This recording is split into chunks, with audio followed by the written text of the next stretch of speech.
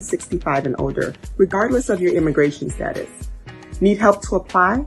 Contact United African Organization, UAO, WhatsApp, SMS, IL65 to 773-420-8976. It's true. For most people, your health insurance program increases as you grow older. That's why the state of Illinois has expanded its Medicaid health insurance program to everyone 65 and older, regardless of your immigration status. Need help to apply?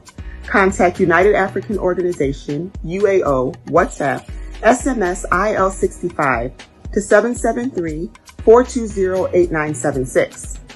If you are 65 years and older, there's one thing we can all agree on. Your health and well-being is important. Whether you are a recent green card holder or retiree, asylee or without paper, you're now eligible for the Illinois Medicaid Health Insurance Program. Need help to apply? Contact United African Organization, WhatsApp, SMS, IL65 to 773-420-8976. Documents needed to apply: your proof of ID, your proof of address, and your proof of income.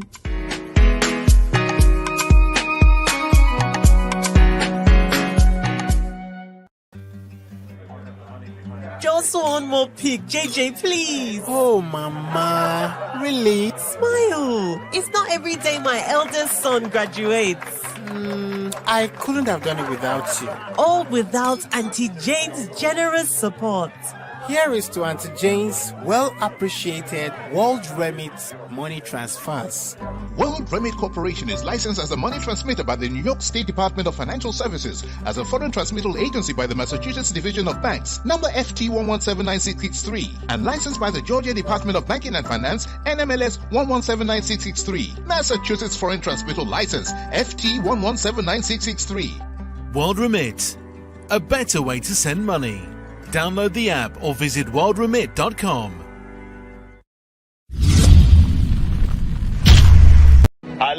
Are you 65 years or older? Good news. Illinois has expanded its Medicaid health insurance program to everyone 65 and older, regardless of your immigration status. Need help to apply? Contact United African Organization, UAO, WhatsApp, SMS, IL65 to 773-420-8976. It's true. For most people, your health insurance program increases as you grow older. That's why the state of Illinois has expanded its Medicaid health insurance program to everyone 65 and older, regardless of your immigration status. Need help to apply? Contact United African Organization, UAO, WhatsApp, SMS, IL65 to 773-420-8976. If you are 65 years and older, there's one thing we can all agree on. Your health and well-being is important. Whether you are a recent green card holder or retiree, asylee or without paper, you're now eligible for the Illinois Medicaid Health Insurance Program. Need help to apply? Contact United African Organization, WhatsApp, SMS, IL65 to 773-420-8976. Documents needed to apply: your proof of ID, your proof of address, and your proof of income.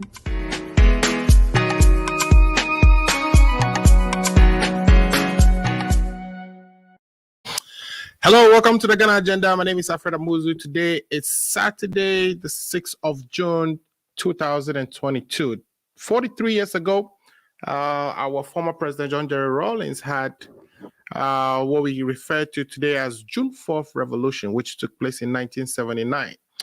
A couple of years ago, I think 8 years ago or so, the day before today, which is the 3rd of June, flood had occurred in Ghana, and gas stations was lit on fire and several people died.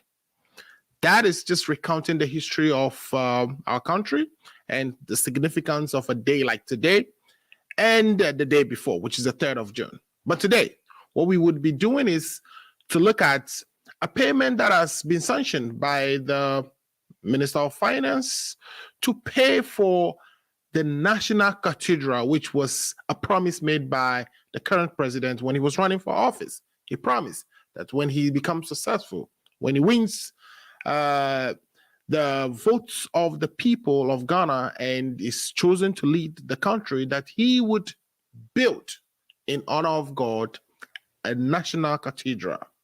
He also promised that this would not add any burden to the purse of the nation. But here we are.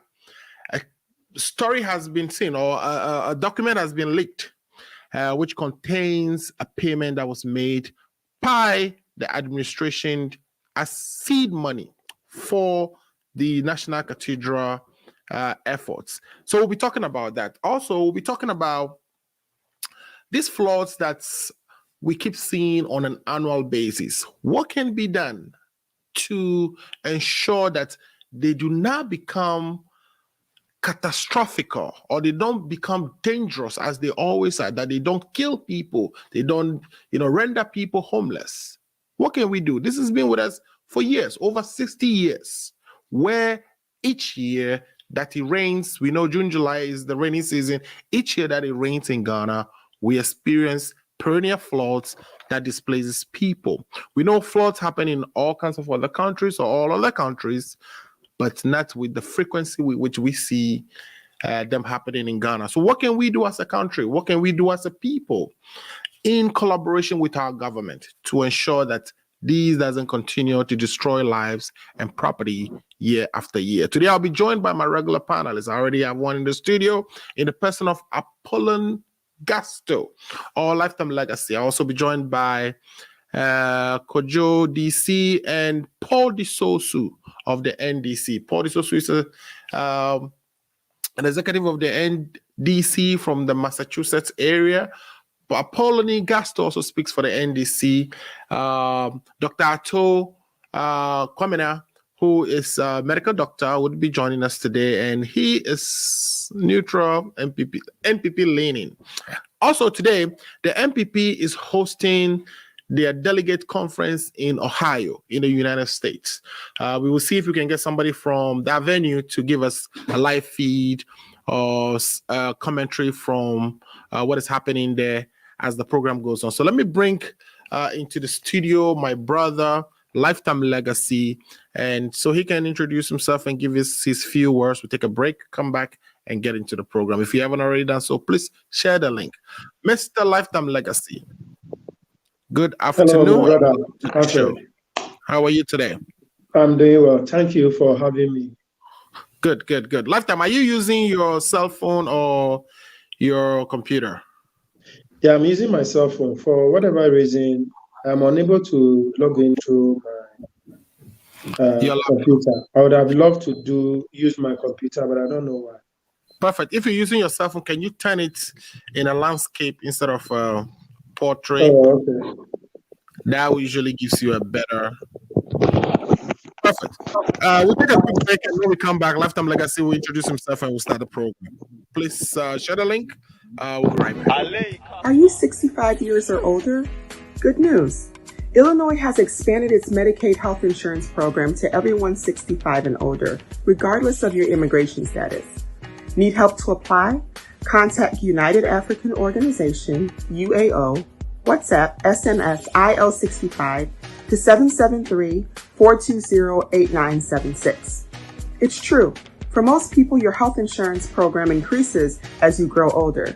That's why the state of Illinois has expanded its Medicaid health insurance program to everyone 65 and older, regardless of your immigration status. Need help to apply? Contact United African Organization, UAO, WhatsApp, SMS, IL65 to 773-420-8976. If you are 65 years and older, there's one thing we can all agree on. Your health and well-being is important. Whether you are a recent green card holder or retiree, asylee or without paper, you're now eligible for the Illinois Medicaid Health Insurance Program. Need help to apply? Contact United African Organization, WhatsApp, SMS, IL65 to 773-420-8976. Documents needed to apply: your proof of ID, your proof of address, and your proof of income.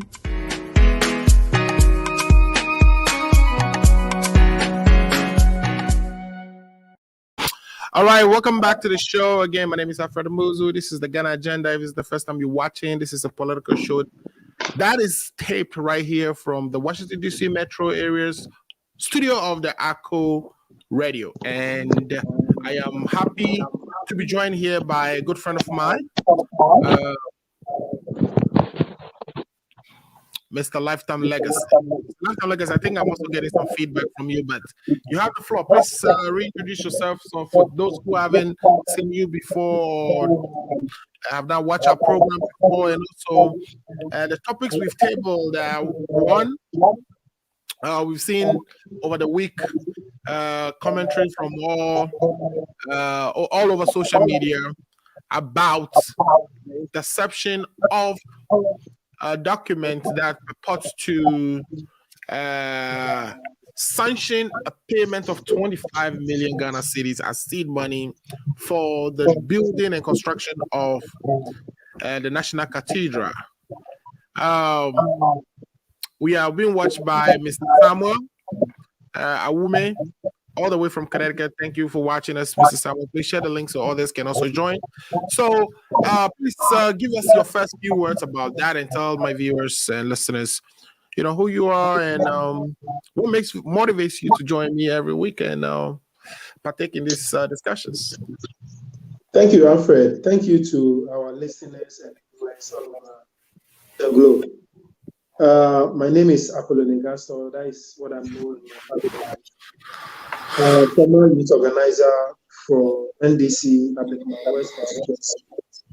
A strong member of the party with a good standing since 1996 to date. And as long as God continue to give me the breath of life, I'll continue to be a member of the NDC family. Yeah, and I am currently a member of the NDC USA, and to be precisely, a new branch to be formed in Indiana, interim member. All right, perfect. So that's a good one there. So we'll be joined today by our friends in the MPP side who currently are in Ohio, going through their branch elections. We saw pictures on our platform of FI and Kojo, of course, having a good time. And I think we also saw that Honorable Canadian Japan is present. So hopefully we'll get one of them to join us soon and give us what is happening on the ground in Ohio as the MPP chose their leaders in the United States. We are praying for them and hoping that they will have a successful event. Now, before I bring the other parties to... Okay, let me also join you to extend our brothers from the MPP successful Congress. It is all to the democracy we are subscribed as a country. So I'll continue to wish them well, to make sure that they also conduct themselves very well in their house. Because if they are not part of the game, there's no way we have that divergence opinion. So at this material time, I can also always wish them well and expect that they will come out successfully without any changes. All right, perfect. Okay, great. So while we wait for everybody else to join, let me ask: have you seen the leaked document from the Minister of Finance authorizing the 25 million in support of the construction of the National Cathedral, which was promised by the current sitting president, when he was campaigning back in 2016, that if he becomes successful, if he wins the poll, that one of the things that he would do is to build a cathedral meeting of the nation, considering that Ghana has about 70% of its population being Christians, and that when people say, for instance, die and their funerals have to be held now, the only place in Accra that they are taken to, it's the Parliament House, and that becomes sometimes to the parliamentarians, especially if they have to be in the house over the weekend to conduct business. So he's saying that just like you see the Muslims have, uh, just like you see the Muslims have been able to build a big edifice of their own in Nima, which I believe was supported by the Turkish government, that the government of Ghana, in collaboration with the private sector, should also come together. And matter of fact, even a fund was set for the citizens called Kitiwebi and Swa, so that people can contribute perhaps 100 Ghana cedis a month or so, they were saying, when the Minister of Finance read the budget, so that the Christian community, which is, again, 70% of the population, would also have a place for national events. It could be funerals, it could be weddings of significance that requires a bigger space. They give so many different reasons why such a project, it's very important at this moment in the history of our country. My question to you is, are you surprised that government would sponsor such an edifice? I'm asking this because over the years, we've seen former President Rawlings build the National Theatre, which was something he decided to do to provide a venue for entertainment engagements that are of national character. And he has served us for years. But bear in mind, that is an entertainment venue. If there are weddings, perhaps sometimes they are able to conduct them there.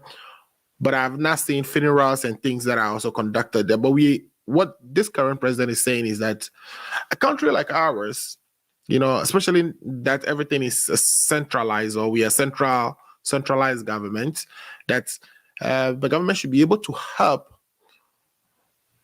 provide a space for an indoor celebration of national events. So are you surprised about that the fact that the taxpayers' money has been used this way? Thank you, Alfred. Listening to your intro, I was expecting, I was in a key interest, expecting you to mention that in the construction of the National Central Mosque in Kawukudi, the government of Ghana sponsored part of the project. I was very, very interested or expecting you to mention it in your intro.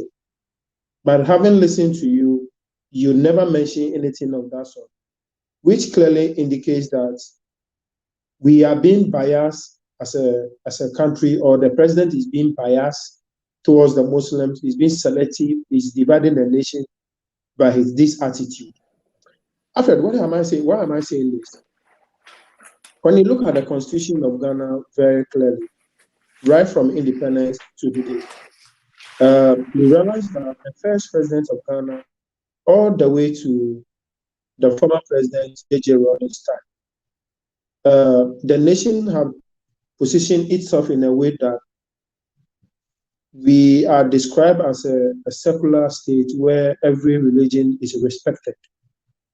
In as much as Christians are the dominant or constitute the majority of the, as far as religion is concerned, we treat each and every religion with respect that they merit. So in the past history, you realize that it was only until before J.J. Rawlings introduced a holiday for the Muslims. There was nothing like a holiday for the Muslims. It was only limited to the Christians' festive during Christmas and Easter. So Muslims are even compelled, and other religious organizations are also compelled to observe it directly or indirectly, even though they are not a member of the J.J. Rawlings, in his wisdom,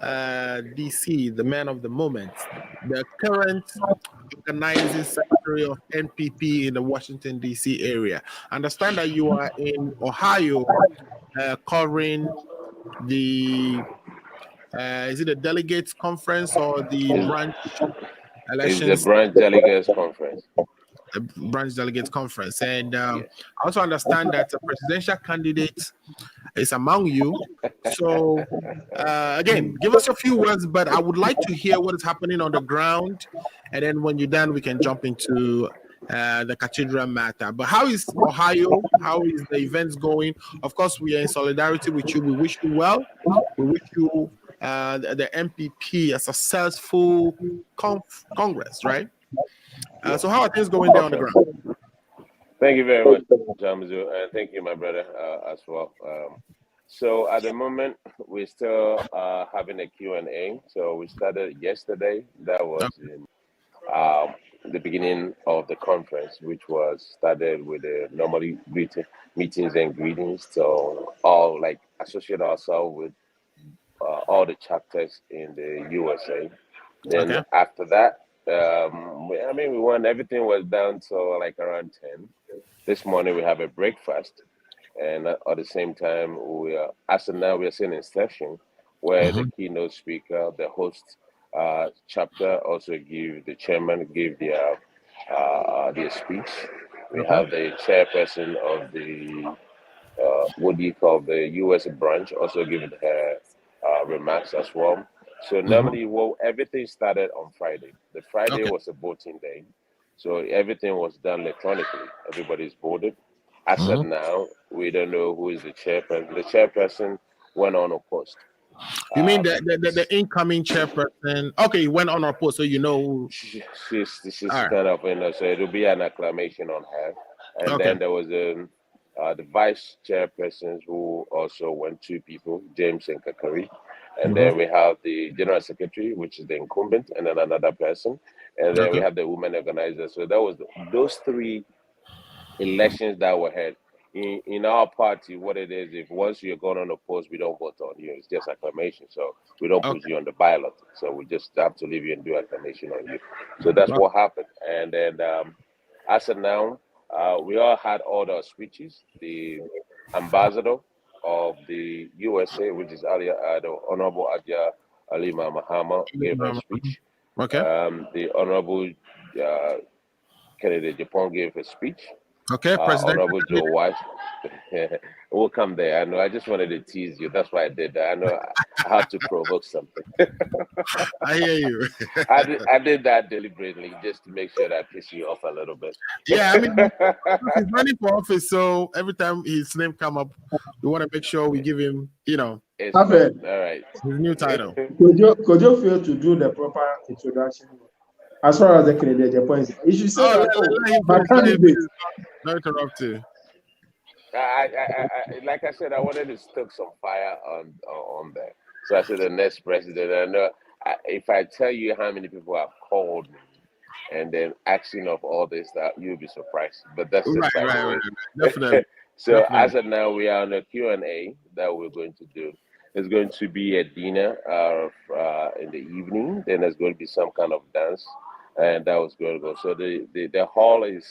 I could take you over there, but it seems once I go, I can't speak. So I'll just come outside so I can, for you, I respect a lot. So right. That's the reason. So in terms of the cathedral, so I have two things. You see, both Muslims, Christians, non-believers, we've been in coexistence for a very long time. You see, I always tell my friends over here, I say, hey, you see, Ghana is the only place when there's Easter, you see the chief imam goes to church. When it's Eid Feti, or I forgot how to say it, so I'm sorry if I didn't pronounce it well. Like the Muslims, and Mubarak, everything. You see all Christian councils, everybody throws into the mosque and pray with us. We are in a very, very unique place in terms of as a Ghanaian. So we have Christians marrying to Muslims, we have Muslims marrying to Christians. It doesn't matter. We have been coexisting. So when it comes to this cathedral, I'm a spiritualist. Right. I believe in, if I go here and then there's a mosque and they're praying, I'll pray. When I go to church, when they see a traditional, I will pour libation. That's who I am. I don't really have a specific.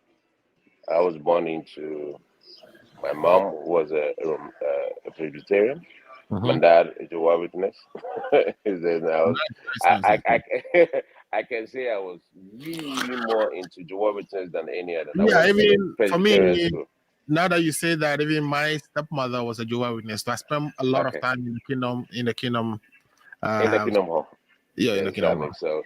So I have a lot of things as I speak to you, and it's unfortunate. Maybe one day my brother will use it again. I can't even recite the pledge or even the national anthem, even though I know the words, but I cannot. The reason is that was the belief that was stuck in us while we was growing up. You understand? As a Jehovah's Witness.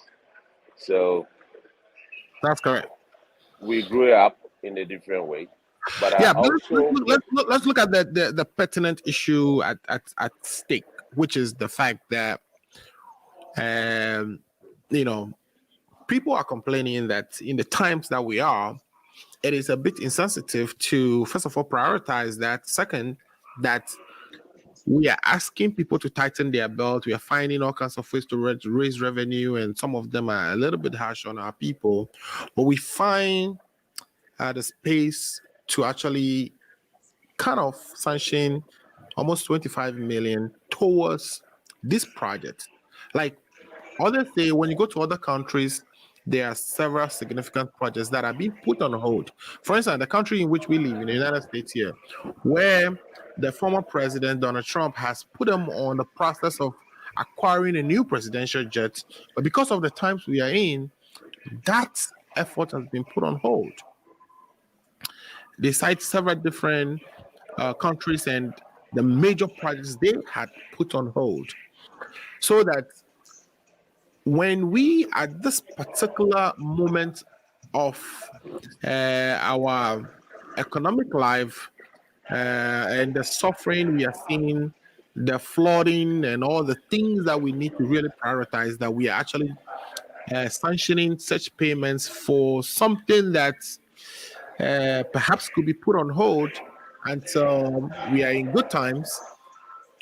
Do you feel their pain? Do you hear that as a source of reason? Do you think these people are fair when they make those claims? Because and then we will also come to whether that is an illegal spending of our money. But let's take first whether you think the people who are criticizing the fact that this is a wrong priority at the times that we are in, do you think they are being fair in that criticism?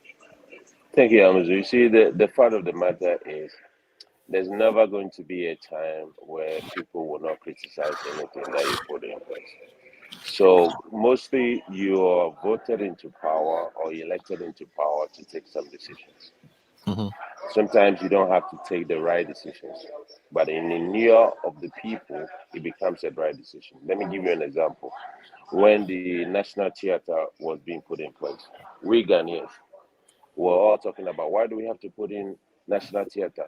We don't have roads, we don't have a good airports. By the end of the day, then former president George Lawrence did not, right?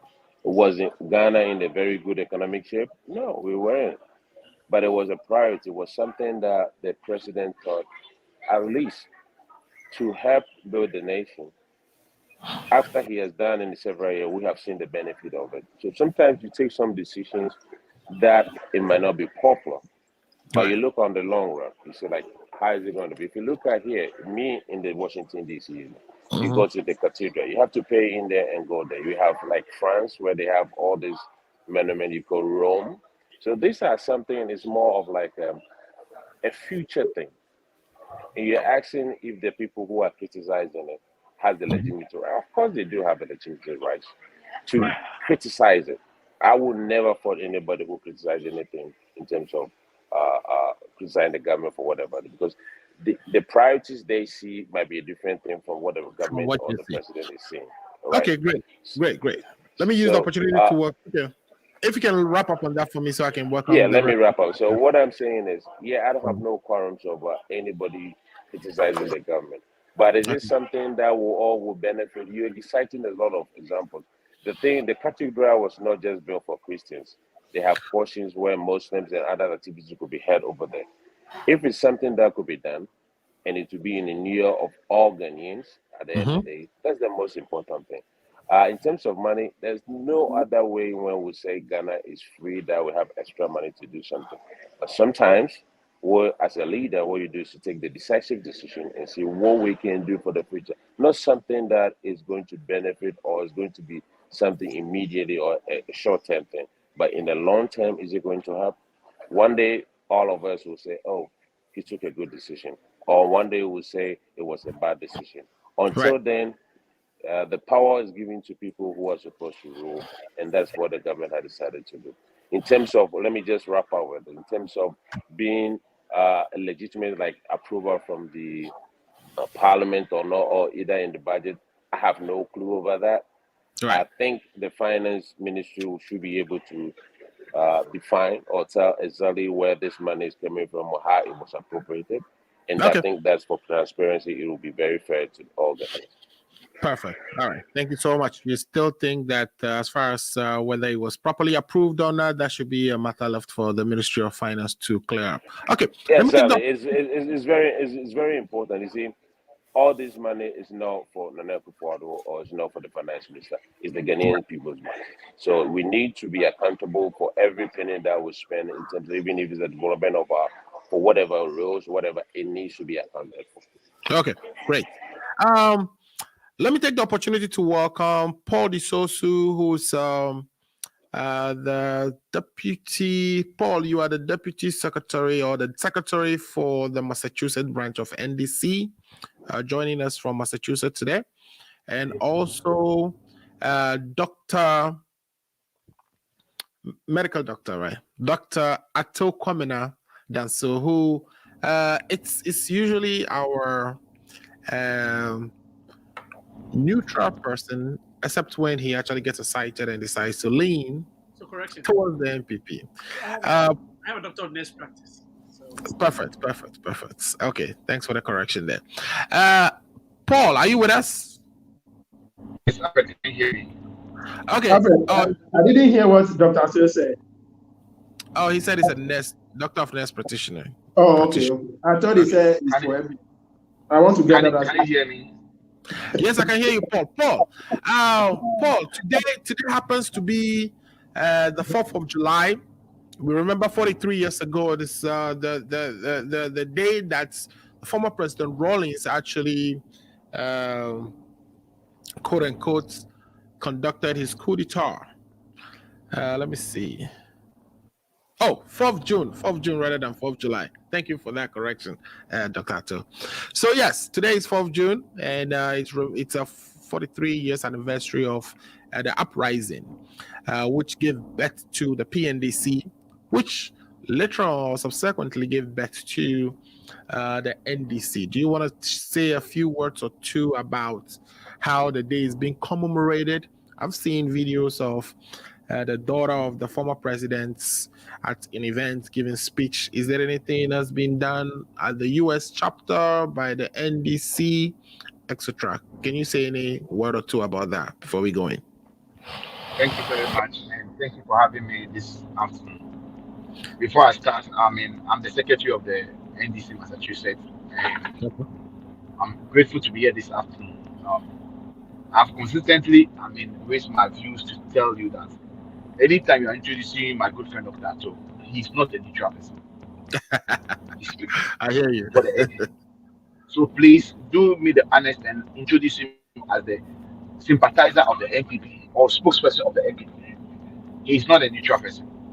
As much as I've made that statement clear, I'll move on to the June 4th uprising that you spoke about. Yes, the NDC as a party recognize the June 4th because we believe that June 4th is a very special day in our history.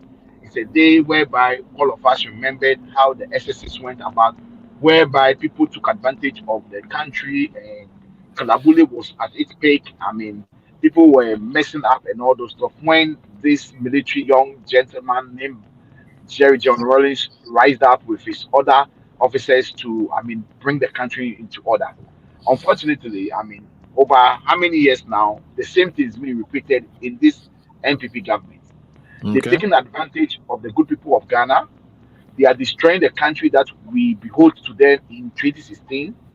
Look at the way things are going. Now, everybody is complaining. People have gone to extent that people are trying to even kill their children for ritual, for money, just Right. because the economic condition in Ghana is very difficult. But the Mr. people who Musu, yeah, go ahead.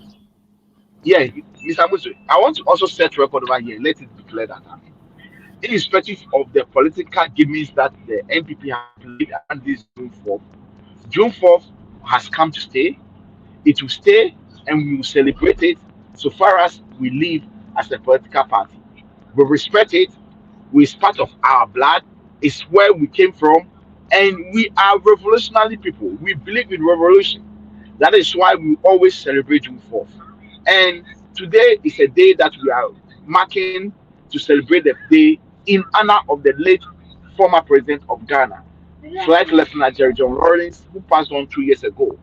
We say may he so rest in peace, but we will continue to put the flame high, hold the, hold the day, and celebrate the day as it is. We will continue to honor him and honor all gallant men and women who lost their life on that uprising day just to make Ghana what it is today. And unfortunately, Dr. Ato's party, the NPP, have come to destroy Ghana. They've taken us back 35 years back where we took it from. And it's so sad. This is my brief comment about the June 4th. Okay, thank you so much for those brief comments there about June 4th. Now let's go to the issue we table for discussion today, which is the fact that we have seen on social media the document making the rounds about the Minister of Finance sanctioning a release of 25 million towards the construction of the National Cathedral, which has been promised by the president. The criticisms are many, but also the rebuttals to those criticisms are also many. People are saying that sometimes, as a country that has a population of over 70%, or is 70% of the 70% of its population happens to be Christians, that the fact that they do not have a place befitting of national events, it's something that needed to be taken care of, and the president has recognized that. The Muslims, fortunately, were able to secure some assistance from the government of Turkey, and they have built one enema or mosque enema that is befitting of national level events. And so, although the president promised that this is his personal something he wanted to do to God, so have we seen in the past where other presidents who promise that before I leave government, I want to do this personally for the people. And we know that God is not going to come sit in the chapel, right? It will be people using it for funerals, for national level events. For instance, when we lose former presidents like Jonathan Mills, like we've lost President Rawlings, you never know when another person of national stature, Kofi Annan, and all these people, when they die, it becomes difficult to actually host a national level event that would take, majority of our dignitaries, diplomatic, both local and etc. So this particular edifice is going to serve its purpose. That's the argument we hear from the people who support the president in this effort. Now, the argument against which I'm sure you are going to clearly make is that it is not clear why this will be sponsored by the Ghanaian taxpayer. Why do you think it shouldn't be sponsored by the Ghanaian taxpayer? Do you think any other presidents, for all the edifices we have currently, the National Theatre, all the other ones, the Conference Center, all the things that we use for national events, of course, were built using the funds of the government. Matter of fact, the Turkish people would have been mad at their government for using their budget's money to come and build a mosque in Ghana. So why should it be a problem if our government recognizes this vacuum and wants to fill it? Thank you very much, Mr. Musa. I think, and I hope you give me the time to, make my submission. Perfect. Well, look, let's start from this point. Mhm. Let me make it clear. I'm a Christian. We are all Christians. Most of us are Christians. If you're not a Christian, you're a Muslim. And the statistic from Ghana shows that Christians and Muslims carry the majority of, when it comes to religious, equality in Ghana. Now, Yeah. it is true that our brothers, the Muslims, have built a mosque, an edified mosque in Kanda between Nima and Mamobi. It is true. And how did they build it? It was built through the, effort of others. Support from other countries and other, organizations, social CSOs. Now, the question over here we are talking about is then that nobody has said that we don't need the cathedral. But the question is the timing right? Right. As we speak, we are in economic difficulty. Okay? I am a Christian. I'm all for the cathedral. But there are things that I personally think went wrong. Number one, is the timing right? And the question or the answer to that is obvious no. Looking at the economic difficulty in which we are now, for you to just take 31 million Ghana cedis to be given to an architect who designed that building is unacceptable. Number two, giving 25 million Ghana cedi as a seed money in the project is unacceptable. Look, to be able to do that, go clean.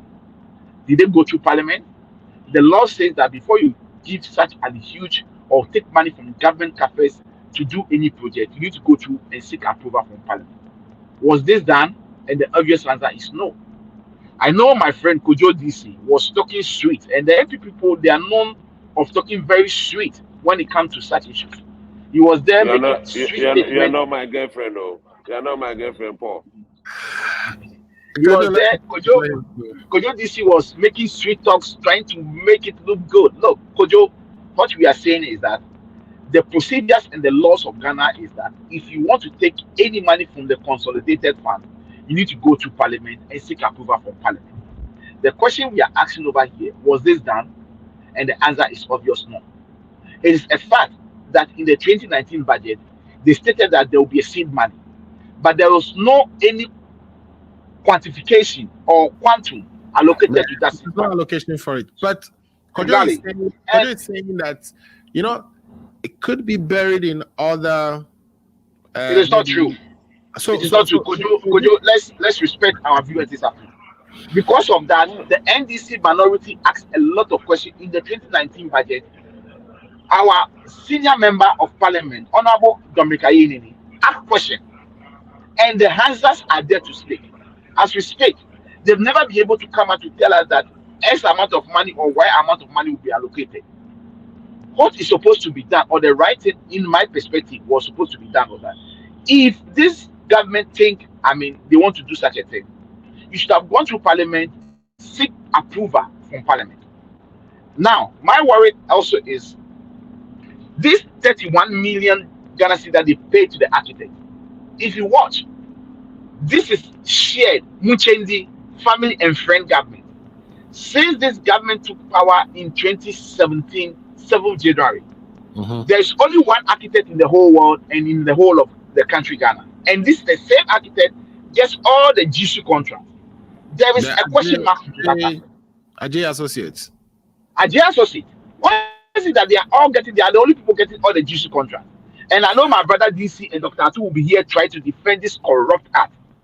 Number two, I am saying over here that since they didn't go to the right procedure to seek approval from parliament, the right thing for them to do is to go back to parliament and then seek approval that, of course, it was the president's wills and dream to build a cathedral to honor God for giving him the seat of government.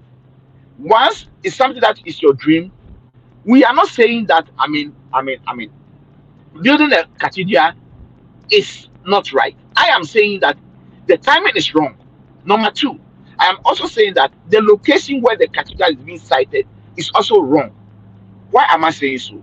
Look, when you go to Ghana, look at the rich enclave where they are trying to, they brought down buildings that were built about 5 years ago for judges were brought down just to build this cathedral. My brother Alfred, what stopped this government from thinking far and being very, reasonable people to relocate or should have taken this cathedral to the enclaves of outside outskirts of Accra? You do that by killing two stones. You take this project to somewhere like maybe outskirts of Accra, Dodowa, maybe going to the eastern region, around outskirts of Accra, to also open the economy in that area.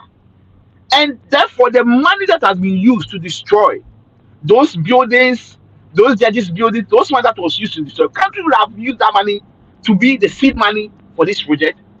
You see, when you have a government which is short-sighted, a government that claims they have the men, but they have no men, they have no men, and they are the most useless government ever in the history of Ghana. This is the way they think. For me, I would have loved it. Okay, as a Christian, if a cathedral is built in a to serve as an aspect of Accra, and they are going to give people compensation for destroying their houses and they taking people's land. If all those money that they are going to pay those people have been invested in this project, I think we would have been better and would have gone far. So for me, I will look up to them. They are in power, but they should not forget that whether they like it or not, 2024, they will be out of power. Accountability is waiting for them. Any corruption associated with this cathedral, we will expose it. Number three, I am also saying that this president stated that it's going to be an ornament due to, and there's not going to be any money taken from the taxpayer. How come they are not taking money from the government coffers?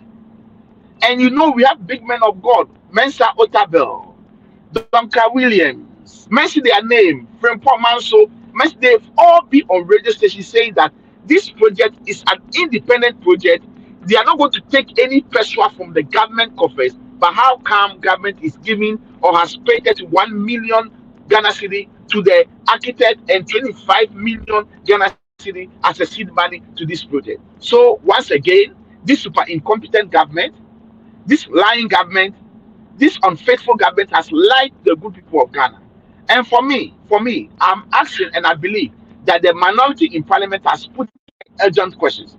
And those urgent questions will be answered by the Minister for Finance. We hope and we believe this time around he will be forced to come to the House to answer those questions, because he has been running away from urgent questions that have been put to him over 4 or 5 years. He's been running away from those questions.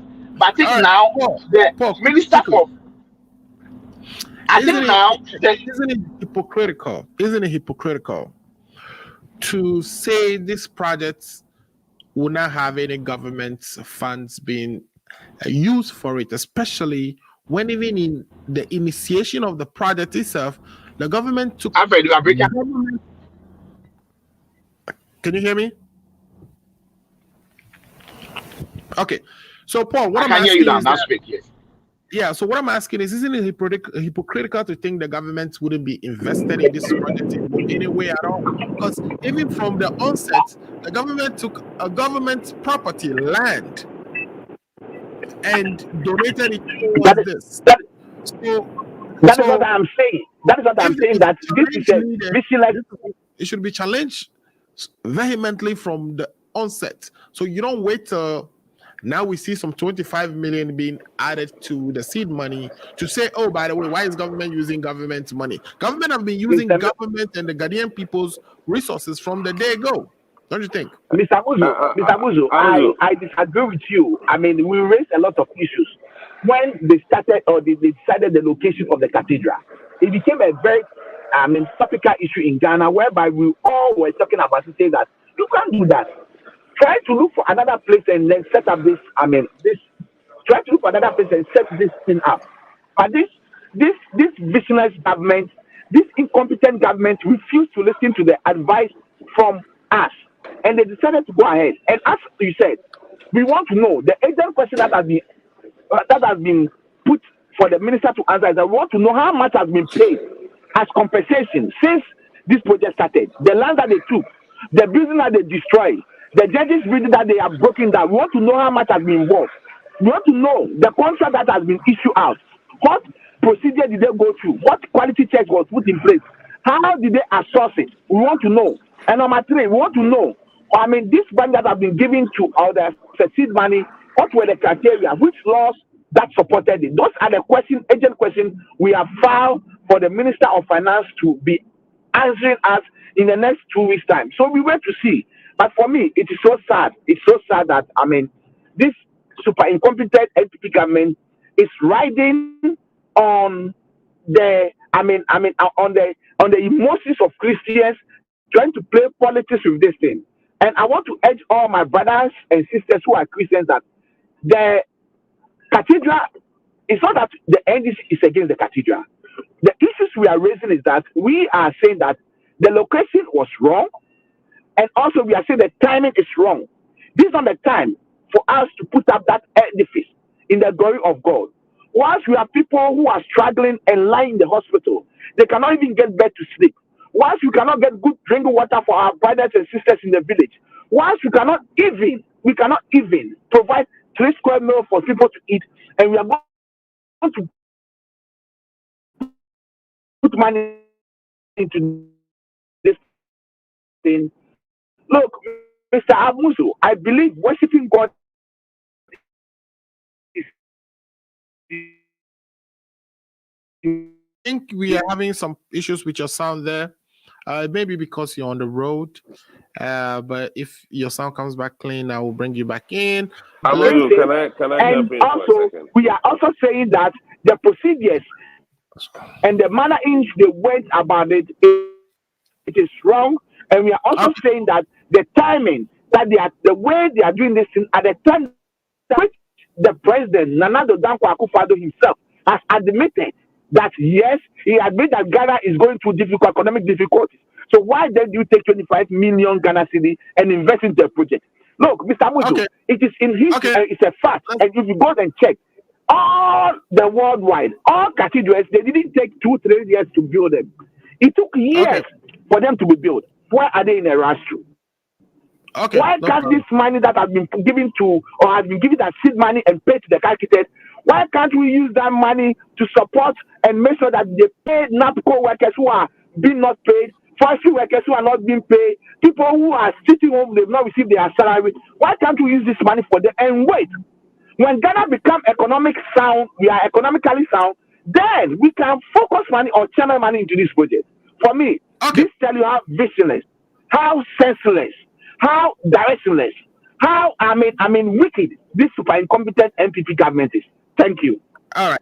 Thank you so much. Thank you so much for those powerful objections or statements against the location and the funding of the National Cathedral. So I would give you 1 minute, Mr. Kojo. I think you've been trying to rebut something that you've heard. Yes, I really don't have, what I'm saying is, in terms of the location, we all have gone through, this is started way back 2-3 years ago. We know, well, I was against it myself in terms of where the location is. I wish you could have gone somewhere else. But that thing has already, the demolishing of the place already been done. There has been certain style of it. If you look at it, he was saying, why do we debate in James Kwamrabonfe took this thing to the Supreme Court? It was dismissed. Right? The thing has already, there has never been in a day since, I always cite the Fourth Republic, where Ghana has been economically free. No. There's always going to be something that is going to go. So, but there were years that we were, like, of course, growing at 8% GDP, and things were improving. Even then, we are tightening our belt. So that's what people pretty much are saying. It doesn't mean everything has to be solved first. Let me just say this again. When we were in the 4 years of Doom Shop, then the then president, former president John Dramani Mahama, decided to say, hey, with all the economic difficulty the Ghanaian people were going on, we're losing jobs. He said, we need an airport Was he a priority? Yes, of course it was a Well, priority. We're supposed an to be doing airport, that. of course, No, brings an economic benefit, right? I'm not sure that exactly. And Cathedral you're Cathedral talking will about. necessarily do that. But That hold let's on, not, hold let's on. not, Let me you let have me your answer time. I you that. wanted to go to Yeah, somebody else. let me answer that. This is a tourism attraction that is going to bring people to come and visit and pay, and there's going to be economic activity as well. Okay.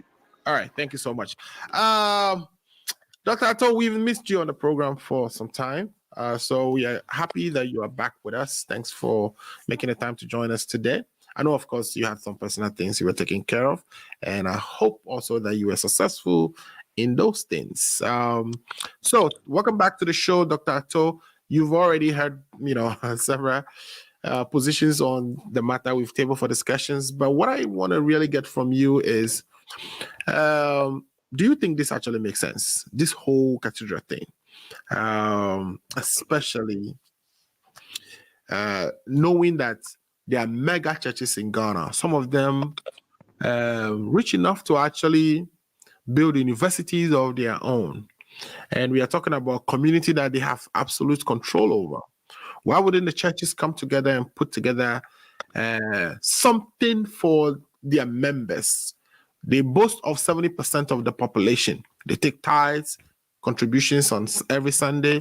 Why can they come together and provide a befitting building for funerals of their members, for weddings that will attract huge population sizes, etc.?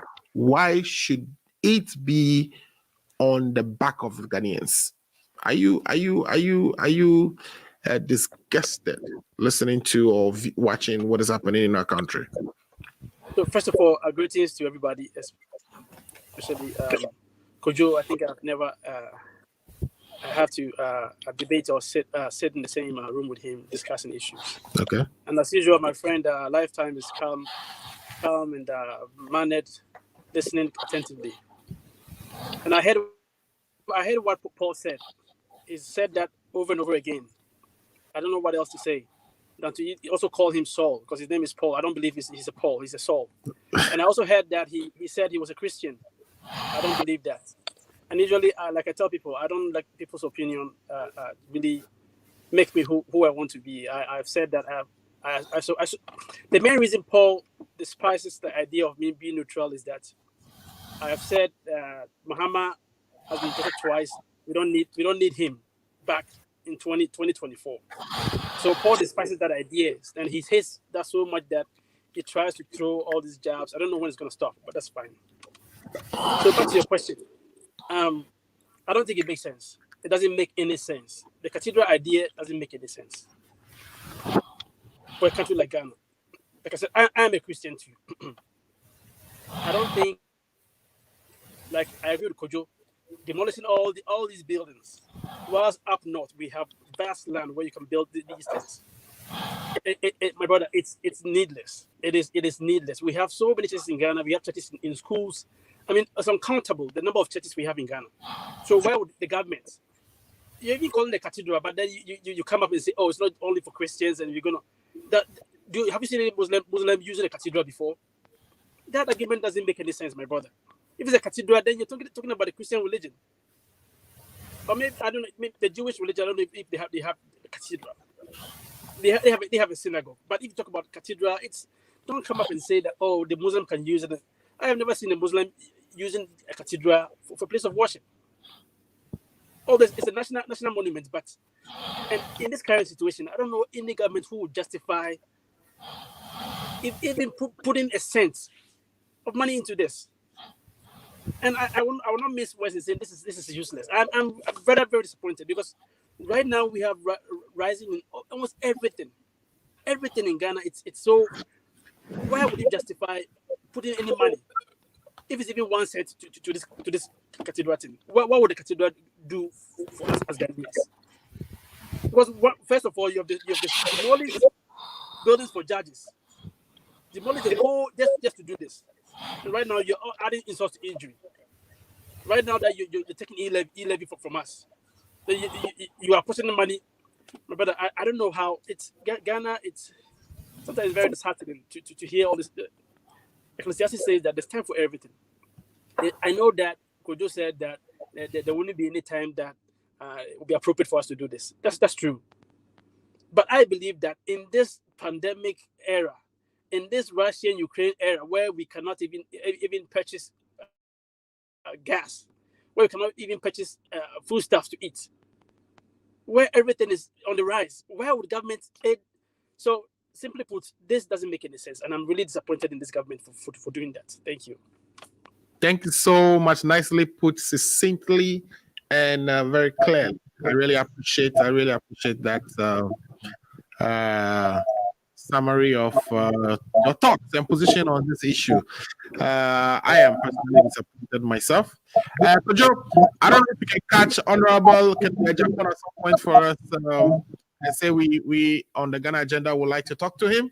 If you can do that, that would be great. But yes, keep roaming around and find us who you can find us. I was trying to give you a glimpse of what was going on. You see, Honorable Joe Wise was the one speaking, so I was just giving a glimpse of it. And I can't have him because they said in session. Once he comes out and we're still on this program, I'll make sure I get in touch with him and let you talk to him. Okay, thank you so much for that. All right, so guys, let's take a quick break, 1 minute break, and then when we come back, unless there are some rebuttals, let's take a break. When we come back, I want us to talk about the issue of floods. That has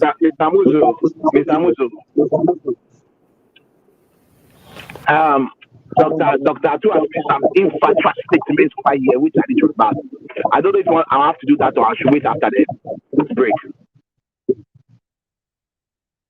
You can take 1 quick minute to do that, and then when we take a break, we'll come back for the fraud and fact that. I hope you also give me time to rebut whatever he says. Okay, now let's take a break. When we come back, we'll do that. All right, guys, we'll be right back. Dr. Atu, whether he likes it or not. Are you 65 years or older? Good news. Illinois has expanded its Medicaid health insurance program to everyone 65 and older, regardless of your immigration status. Need help to apply? Contact United African Organization, UAO, WhatsApp, SMS, IL65 to 773-420-8976. It's true. For most people, your health insurance program increases as you grow older. That's why the state of Illinois has expanded its Medicaid health insurance program to everyone 65 and older, regardless of your immigration status. Need help to apply? Contact United African Organization, UAO, WhatsApp, SMS, IL65 to 773-420-8976. Incompetent government. If you are 65 years and older, there's one thing we can all agree on. Hello? Your health and well-being is important. Whether you are a recent green card holder or retiree, asylee or without paper, you're now eligible for the Illinois Medicaid health insurance program. Need help to apply? Contact United African Organization, WhatsApp, SMS, IL65 to 773-420-8976. Documents needed to apply: your proof of ID, your proof of address, and your proof of income.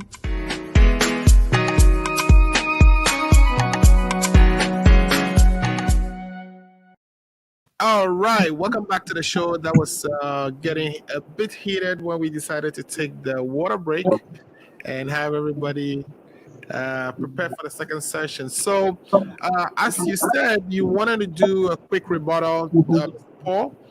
So, yes, let's take 1 minute and do rebuttals so that you react to what you heard from Ato, and Ato also wants to react to whatever he's going to hear from you. So, if we can do that in 1 quick minute, so we can continue. So, Paul, you have the floor.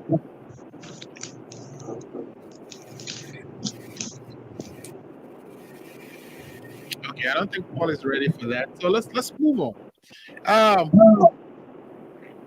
All right, so guys, the second issue we actually tabled is that we've been having these floods batter our capital city of Accra for the since independence, pretty much. And it seems we cannot get our hands around it.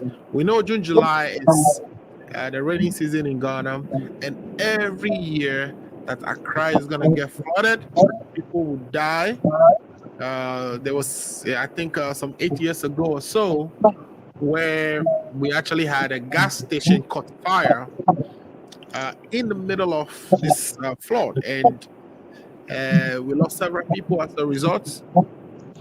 But here we are in 2022. Story is the same. Governments came and go. You could see every political platform in our country, whether it's the NDC or the NPP, their manifesto, they make big promises of how they are going to deal with this issue, but it never happens. So the question we are asking now is, how do we deal with something like this? What can be done from the citizens? We know that when the rain starts, people actually take that opportunity to go and pick their trash, dump them in the water, in the gutter, so that they can wash away. We know that our gutters, that leads to the Odorna, which is where the channel has been created for the flood waters to seep into the sea, are heavily silted. That we need to clear all those seats. We need to even perhaps dig that channel a little deeper. And perhaps it might be important to introduce some engineering or machines or machineries that will cause the speed at which the water flows through that channel into the sea to be expedited. So, in my mind, these are not things that are undoable or cannot be thought of by people who are in charge. I think you and I can even just sit and take a pen and paper and figure out what perhaps needed to be done and come up with some solutions. When the fire in Circle happened in 2008, is it 2008? Somewhere in 8 years ago, there was a commission set up, and the commission released a report with recommendations upon recommendations, some of which include finding ways to recycle our solid waste, like the plastics and etc., separate them. Zoom Lion, a company that helps with that sector, the sanitation sector, has made several millions of dollars on the back of the Ghanaian, but still hasn't found a way to institute a recycling program in our country. So the issues are many. How can we begin tackling this? Let's start from you, Mr. Apollon Gasto. Lifetime Legacy. What should be done? Should we have? Let me correct something quickly. Yeah. To your information, even though I'm not official PR for the Zoom Lion, but I know they have done some recycling plants at close to Lavender Hill, opposite the Kolebu Mortuary. Okay. Where a serious recycling is being done. I saw this when I went to Ghana sometime last year.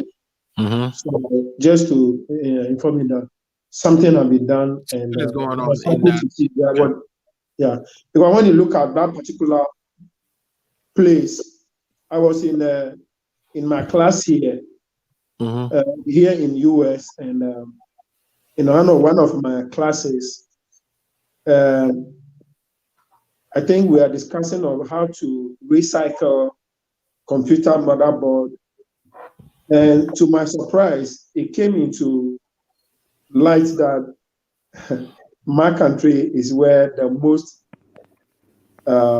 filters as far as those electronic gadgets are in the whole world. And I was very, very ashamed in the class. And I quickly told them, yes, I knew where that particular situation is, and something is being done about it. Okay, so that is to your information. Alfred, when you look at it,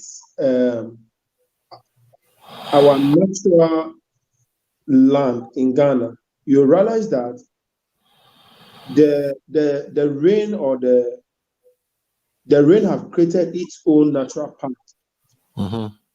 all the way to the sea. When it rains from the mountainous area towards the south, you realize that the rain have naturally created its own path in virtually all the region along the coast. So let me give you a little idea of when you look from Ada, you realize that there is this channel where the water flow all the way to the sea. No building have been put on those ways, so you don't see or hear anything as far as flood is concerned. The only time I hear of flood in that eastern part of the country, that is heading towards that, is when the road was being constructed, where the road or the channel for the water was blocked. That is the only time I saw flood in that area. Right. Now, when it comes to a place like Tema, we have the Chemu, which is the natural way the water flow into the sea. When you come to Teshin Nungwa area, Teshin heading towards Labadi, you realize that there is also another channel over there where the water finds its own way to the sea. When you get to Kolebu, you have that way the water gets flow from mountainous area and other surrounding and then flow into the sea. Right. When you get to Dansoma, where I live, you notice going towards Malam Junction, Pamblos, there is also a natural canal over there where the water flow through that canal from the mountainous area to Malam, where the market is, all the way to Otojo, where in the 80s used to be a fishing hub, all the way to the Glefe in the sea. Okay, what can we do? What can we do? I want to get some solutions. So the situation here is that, Alfred, the problem have been there for years now, but the magnitude of all the impact have increased over the years. The reason is that, one, our lifestyle have contributed to the kind of flood situation we are seeing today. I'm not saying the situation wasn't existing in the past, but in the past, nobody was building on the waterway, and the water flowed through these canals that I've mentioned into the sea. Now we have allowed people to encroach this canal, and we have allowed silt have taken over the canal.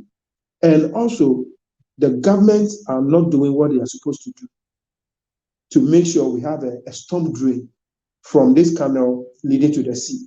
That is what is causing the problem every year and as we speak. Those canal exist all the way to the western region, but we don't hear flood in the western region or central region because nobody have built on those canals that lead into the sea. So for me, I think we need a government that have the political will to make sure all those demolitions, that houses that need to be demolished are demolished. And also, the government can create a lot of jobs by instituting city guard, sanitation officers along the circle or door drain. Okay, which is number one contributing factor as far as flood in Accra is concerned. That can be a means of generating revenue for the people. After it's so shameful that at this age of technology, when it rains, people will carry their refuse and then dump it into the Odog River.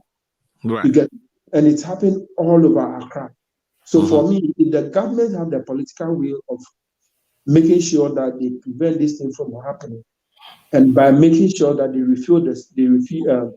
deal with the filth that go into the drain, they must institute a task force who will be so responsible for these things, prosecute people, arrest people, charge them, jail those who are supposed to be jailed, fine those who are supposed to be fined.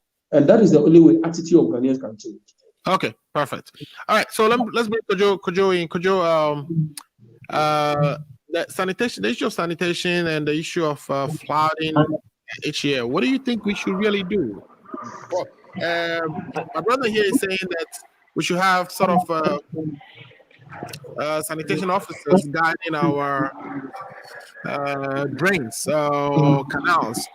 But also those canals are really silted, and there's just so much issue, so much more to do. What do you think is causing us, even your administration, to not actually tackle this thing? Or you think it might take Communal Japan the businessman to actually take care of these things? Thank you, Amazu. You see, Right back at you, before my I even, I know that's a good one. I like that. You see, for me, I always encourage people to say, but let me say this: all these things that is going on, this perennial flooding that is going on, like I said last time, I told you about it. Some people put like 1960s graphic that Accra is flooded and all of that. I attribute this all to poverty. You see, my brother told, what is your name?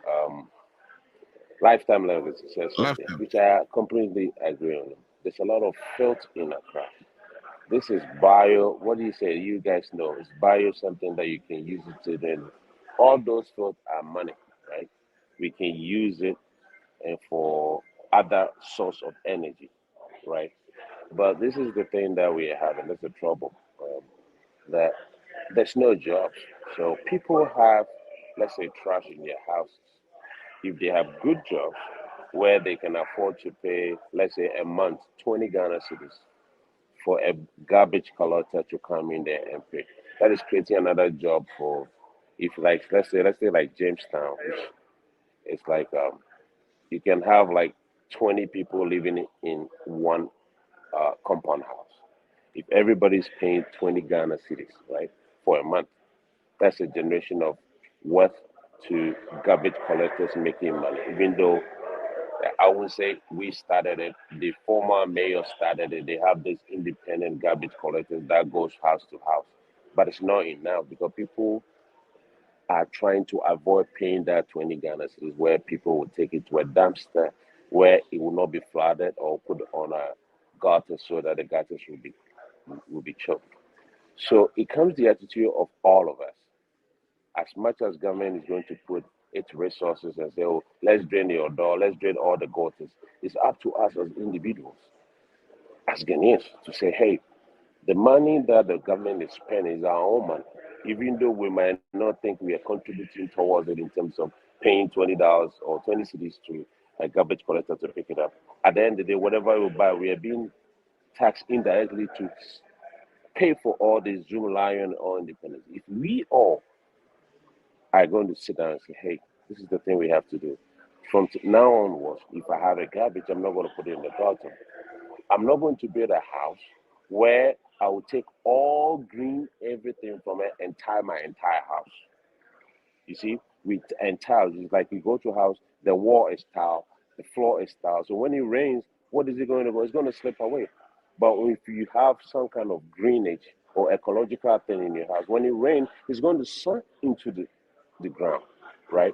But this is the we live in a country where everybody wants to tie everything, forgetting that it's going to be rain tomorrow. And if it rains, it goes to the other person. And all, like my brother said, most of the waterways have been built.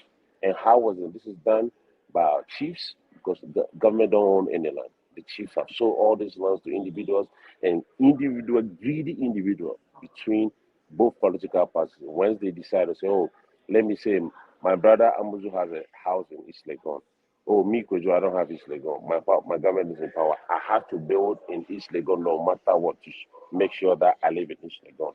Meanwhile, we know, me and you all know this is a waterway, but because I'm in power, I'll say, hey, I need to have this land. And no matter what the assembly have to approve this for that. And that's the cost of it. It's the collective of all. If any government, I know the president have instructed the mayors and MMCs to go ahead and demolish every waterway where people have built. The harm already has been caused. What is the government going to pay individuals who have built that? Because they already built it. We should also have, it's a two-edged sword, right? Are you going to just demolish it because something has just happened, that's why you're doing it? Or you're just going to do it to make sure in the future this thing will never happen again? So if not, the people already have built in it. People gave them authority. The MMCs gave it to them. That's the responsibility of the government, right?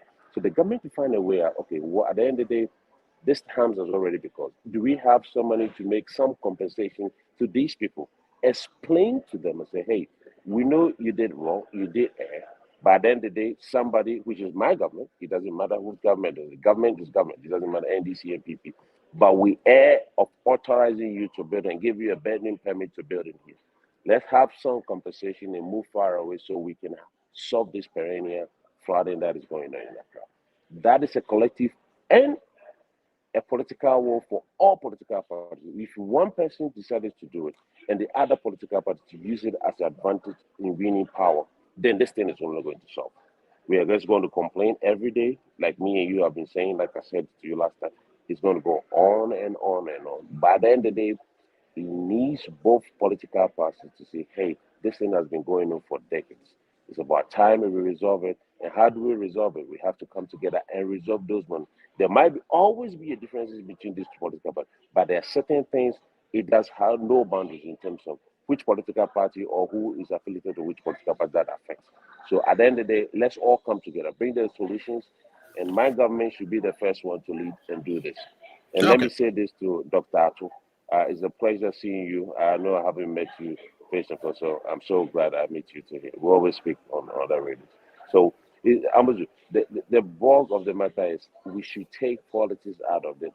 Last time I cited you examples. The former mayor, the one with the big beard, the NDC, he tried to do it, decongest Accra. His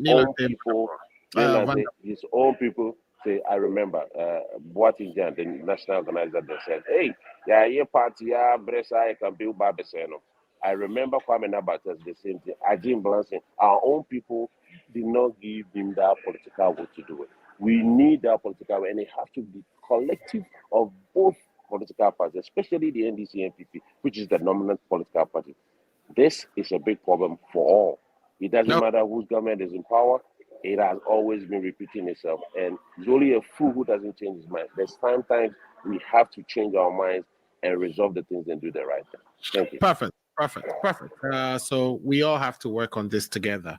Let me bring in Paul. Paul, I quite remember sometime during the NDC government, John Dramani Mahama's brother was using his machines to dig the door, and even he was criticized about that. I don't know, somebody doing something good can even get criticized. I think the criticisms was that he got an insider deal with his brother, and that is how he was found drilling. Well, sorry, I have to interject. Do you know that particular criticism was started by Kojo's candidate? Let me just say this. Let me say this. The very gentleman, which is Ibrahim Mahama. Correct. I know him like way back. And I've always defended him. Me, I'm a businessman. I like people with vision. I never criticize him on that. People might have that. You see, that's what I was talking about. It's almost always like the political expediency. Right? Until we change our minds, me and you, and I agree with you, yes, Kennedy started it. It wasn't right. He was doing something good for the country. Until we all change our mind and say, this is a good thing. It doesn't matter who is doing it, even if it's the wife of the president doing it, as long as it's going to be a real benefit to all of us. We should just put politics. It's not everything we have to do politics. Right. Okay. So, Kojo, will you advise hold on. To the Paul, deceased? Yes, I'm right here. I'm listening to it. Okay, Paul, if you can submit your contribution on this. I was, citing an example of Ibrahim criticized, but what Ibrahim was doing was good. And since this issue is, very interesting topic. And once again, for once, I have to recommend my brother Kojo DC for being non-political and then speaking to the fact of the issue. I share all the views and then the submission made by both Kojo and Lifetime Legacy. It's three issues. Look, we need to change our lifestyle. All of us as a country, we need to change our lifestyle. We need to learn and know how to keep our environment clean. In this country, myself, Kojo DC, you yourself, Alfred, we can never be walking on the street, eat or buy burger to finish and then just throw it on the street. We will never do that or throw it into any drain around. We will never do that. Right. We need to cultivate that, and that needs to start from our primary school. From the primary school, they need to start teaching them how to keep your environment clean, how to be a responsible citizen. Anything that you eat, put it in your bag, take it home. They teach this thing in the primary schools all the time. You go even remember me growing up. I remember where there was They've taken hygiene everything out of the curriculum now. We don't have those things anymore. Our days they say we're the bad ones. That was a colonialism. It's no more. Nowadays, whatever so-called millennials, Gen Zs are different. Okay, cool. If that is the case, then yeah, go ahead, Mr. So I am saying that we need to find a way by which we'll bring back this curriculum into our school education, right from the elementary level, to instill that discipline into our people. Also, number two, I think the AMA, the DC, AMA, and then the other, the district, the locality, city councils, authority need to be up and running. Right. They need to be up and running in a sense that, look, there are a lot of buildings that have been put on waterway. And as my brother DC said, we need to do away with this political, or have the political role to put all those buildings down. And it's very important that, that is done. We should not, or I will not support, or I will not politicize this issue, because a life loss, one life loss is big enough, or is too much for, to joke with or play politics with. Number three, I would say that, the city authority also as an entity should also understand that they need to redefine the building permit and building codes. Look, Mr. Amos, when you come over here, and I've been to most states in this country, when you build, you leave a grass, or you have to have a grass in your house. Why do they do that? We do that because so that when it rains, okay, the rain or the grass will suck the rain, so that all the rain will not get on the street. Right. Number four, I am saying that we should also look at our drainage system. Our gutters are not fit for purpose. If the government needs to take the bow and the horn to reconstruct bigger gutters, look at the Dubai Bridge in Circle, for example. I was listening to the engineers who did that project, and they were saying that, that project did not comprise of building gutters. And I said to myself, which engineers accepted this design? Right. You are building such a huge edifice. You didn't make provision for drainage. It's unfortunate. But as I said, let's put politics aside. I'm not going to do politics over here. Let's all of us bring our hands together. Let's put our hands on the deck and let's resolve this issue. We don't want to lose any life again in Ghana with drainage. So that when there's heavy rainfall, people will lose their life. I think we are so much educated, and we've elevated our country to a level where we need to make sure that it does not happen again. This is what I have to say. Thank you. Perfect. Thank you so much. So, okay, let me go to Lifetime. Let's say last words and then bring the program to an end. Today we've done at least an hour and a half, which again is the plan to keep it short. So what's your take on the two issues we discussed today? The issue of the cathedral and the issue of the drainage. What are some of the last things you'd like to put out there? Lifetime, you're on mute. My last submission is going to be on, as the accounts will say, here as correct. So you do what is important before other things. So it looks like this current regime doesn't know what's the difference between priority and non-priority is. We are currently in a challenge, difficulties as a country, where our country is being swallowed by debts. Unemployment is in an increase, and power crisis, which Mahama solved before leaving power, is coming again. And all those things need attention. Youth unemployment is increasing. Those who have work also have not been paid. they are at home. I think those are currently the most important thing the governments have to focus on and stop wasting the hard-earned resources of the country. As far as the drain and the flood is concerned, all political parties must develop the political will to deal with the situation once and for all. We need sanitary officers. If Ghanaians by attitude or by nature, when you leave them to use their conscience, it will not work. So we need people who can make sure they check them to do the right thing. Okay. But not the likes of Kojo's candidate anyway. Thank you. I knew Lifetime Gazette was going to go there. That's why you need the action men, people who are bold. Because he himself is indisciplined, so there's no way he can discipline anybody. All right, so Kojo, pick it up from there and tell us. I'm so glad. What is it? Yes, everybody, all of us on here knows that we're in a hard time, and it's not just in Ghana; it's everywhere. We all know that.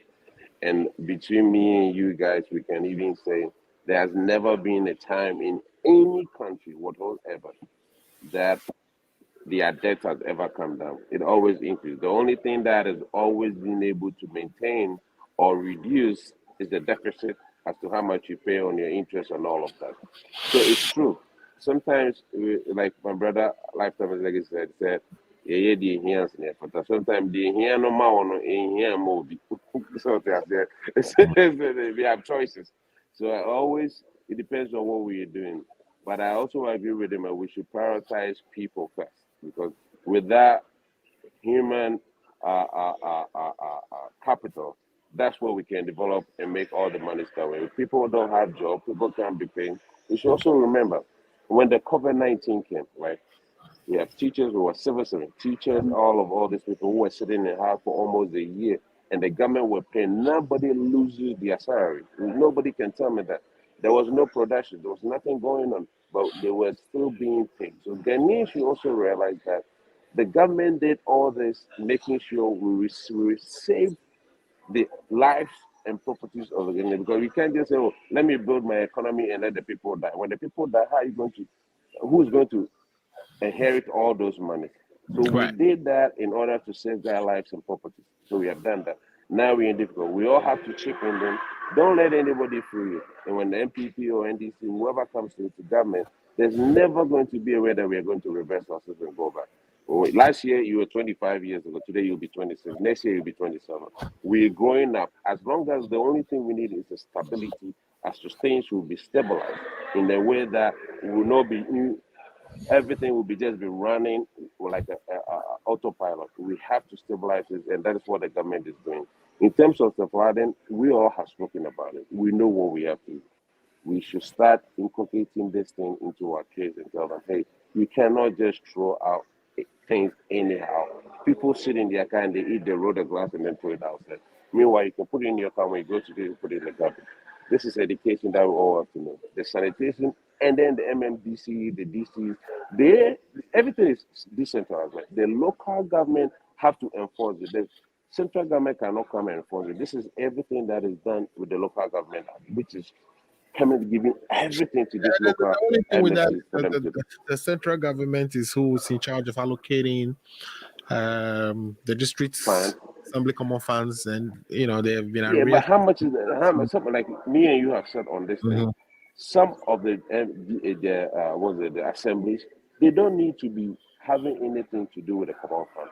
They should be able to do IGF to mobilize. We go to the Ashanti region, the Somalis, and the Accra region. Why should we give them common fund when there are so many things that you can collect money to survive and do things on your own? People are not paying property tax because at the end of the day, when it rains and there's this sand on the road, it takes 3 months for somebody to collect it from the road. Meanwhile, the assemblies are taking money and being paid every day. Why do we have to? If we have to give them a responsibility, hey, listen, we are not going to give you any money from the consolidated. Find a way and do internally generated funds and pay yourself. People who are doing a good job, Like Malaysia, when they started, ministers, when you're able to do a good job, they give you a percentage of how much you're able to do. We have to reward people with incentives. Say, go do the right work and come back. Don't go take bribe and then give permit to people to do the things that you're supposed to do. But do the right thing, and then you'll be rewarded once you've done the right thing for the people. And that will be a good for all of us. All right. And again, Dr. Ato, nice meeting you. Thank you very much. It's a pleasure. Thank you. So let me bring in Paul DeSosa. Paul, any last words that you would like to leave us with today over the two issues that we've discussed? Thank you, Mr. Muzu. Mm-hmm. Thank you for having me. All that I want to say is that Kojo DC his mind should not be more polluted than it was before, because I believe and I know where he's got into. That conference that he's attending, he's going to come up to be doing more propaganda and lying to your listeners. I pray and hope the good Lord will touch his heart. He, Ifa, and Dr. Ato, God will touch their heart for them to speak truth to power.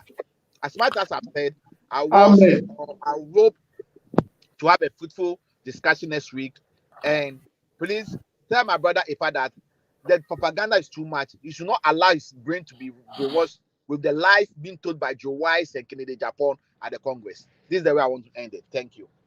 Thank you so much, Paul, and thanks for having Paul, me. Did you hear whatever they said? And you are just already concluding already. Paul is plugging, right? He has his microphone, or somebody is listening to everything and reporting back to him. Okay. Oh my Lord.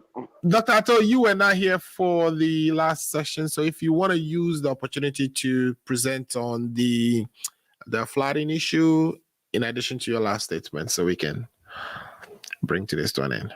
Yeah, thank you very much. So what I think we should do, I think that's what Nigeria did. They realized that Lagos was so over choked, or it was just.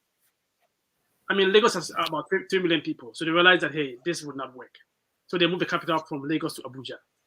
Right. And I'm surprised that governments have come and gone, and no one has talked about moving capital from Accra. What did you take it to Aflao? Anywhere possible. I mean, I think President Kufuor decided to take it to the Ningo area. That's what they wanted to move the. I think no. I think it was the airport. I'm sorry, it's the airport, right? Not the entire capital. Sorry. Because everything we have to decentralize. That's what we have to do. Because if you move the capital from say Accra to Koforidua, people will move to Koforidua. Oh no, everybody will not go to Accra. Right. It's overcrowded, and that's the main problem we have. Right. Governments have come and gone, and we have not done anything about that.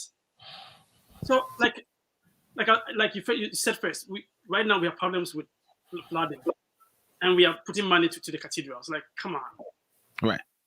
I mean, we have misplaced priorities all around, and every year, like I said, we will say, "Oh, we are sorry about this," and then we see pictures and we are surprised. It's like, why are we surprised? We've done nothing to improve the situation. I feel like we are compounded it instead of doing something, we are compounding on it every day. We're building more of the problem. And you think that the government would at least consider, say, moving the Ministry of Agriculture to say the northern part of Ghana, say to have moving that ministry. We have a ministry of. I remember we had the education of the capital city. I mean, how many dustbins would you find in Accra?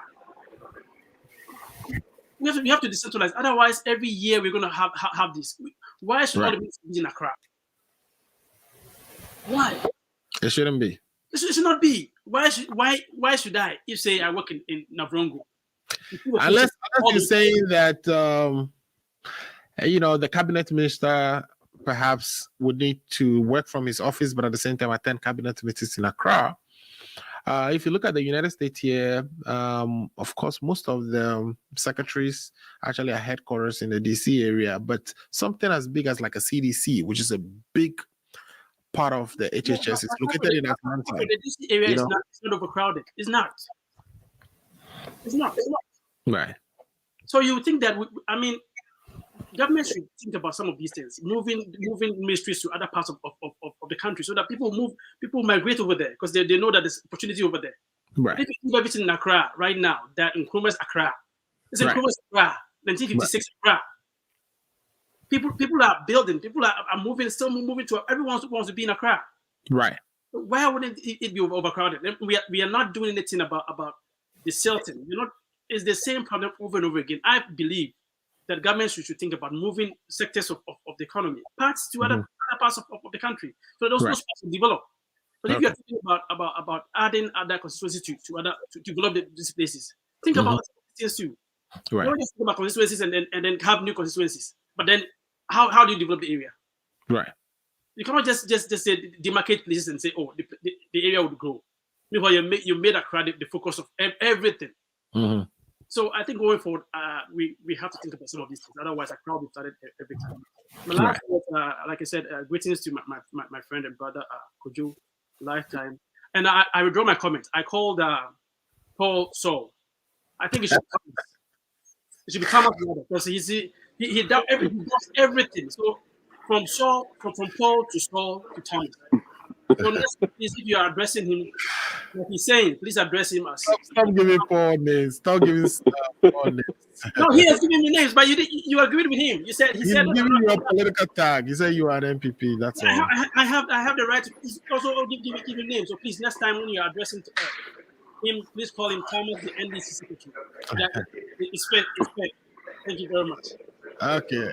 Paul actually likes you, so I know it's not personal, but Mr. Muzo, I don't mind even if you can give me whatever name he wants to give me, I don't mind. I'm saying it's a fact. Neither do I. I'm just saying MPP is an MPP. It's free for the MPP. It's not neutral, and he should admit it. Period. Senior comment. I think Dr. Too on today's show have changed and going forward. No, I've not changed. I thought it's been very fair. There are issues that he disappoints on, but he's mostly but Alfred, let's say this. Okay, so irrespective of what Dr. So's political affiliation will be, right? He has the right to speak his mind at any time. We should know him because sometimes he says like we're not saying he should but we shouldn't tag. You see, the problem we are having in our country is like if anybody speak against something or speak for something, we tag them in a different way. They are independent-minded people who doesn't care which political party is. This being a political show, we try to make sure that we bucket the people, the views in the various. That's all. Say that again. It's all because I believe Hama is not the best man for Kojo DC. Yes, Paul. Paul, this is. I didn't hear what you said. Repeat it. I said, ask Dr. Tu if he's not a member of the MPP. Ask him. I can't answer that. I am not. And if I can, okay, then there you go. Hama is not the best man for 2024. That's why he might be a sympathizer of the MPP, which is very good. I like him to be part of us. We don't want him to speak for the NDC. He can never be a member of the NDC because we don't want him there. Oh no! Too much propaganda. If it comes propaganda, because every vote counts. I want Dr. To. Very soon we open our nomination for new membership. I extend my hand for you so that you come and pick our membership card. All right. Okay, guys. Yeah, we have Johnny Wood that says our priorities have his place.